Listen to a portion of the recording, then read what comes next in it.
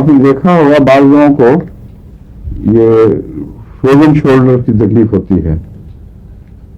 इसमें अमूमन मैं देखा आर्मी का बयानिया दाई तरफ मैं देखता हूँ तो कुछ अरसे में फर्क पड़ता है, काफी फायदा पहुंचता है।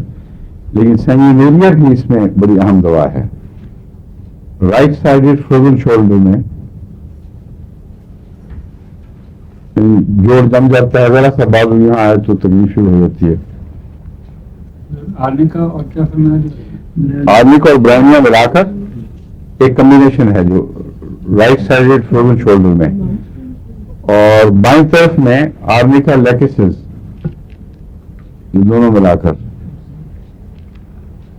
और दाईं तरफ में एक और दवा है जो सैंगुइनेरिया है, ये भी दाईं तरफ के शोल्डर के लिए अच्छी है। ये जो आर्मी का और ब्राह्मणिया शोल्डर है उसमें शोल्डर ही तकलीफ उठाता है, इर्द गिर्द दर्दें फैलती नहीं हैं।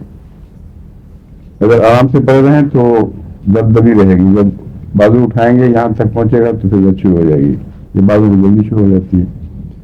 लेकिन सैंगुइनेरिया में ये बहुत नुमाया फर्क है कि गर्दन का दायां हिस्सा और कमर के पीछे भी वो सारे मसल स्टिफ हो जाते हैं, और सिर्फ शोल्डर को तकलीफ नहीं होती बल्कि वो जो कम्बिनेशन है मसल्स का जो शोल्डर की हरकत में हिस्सा लेता है वो उन सब आसाब में तकलीफ होती है।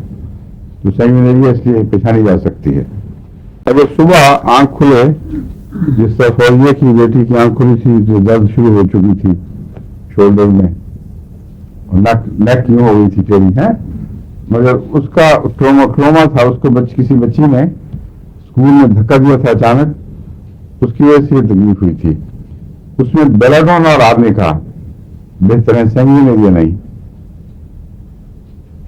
सैंगुइनेरिया बैरूनी सदमे से नहीं होती बल्कि अंदरूनी तकलीफ है, और अगर बैरूनी सदमे से इस किस्म की कोई तकलीफ पहुंची हो या रात सोते में तकिया निकल गया है या फिर किसी ऐसे जाविये पे आ गया है जिससे वो कहते हैं पट्टा चढ़ना, तो उससे अगर तकलीफ हो तो उसमें आर्मी का और बेलाडोना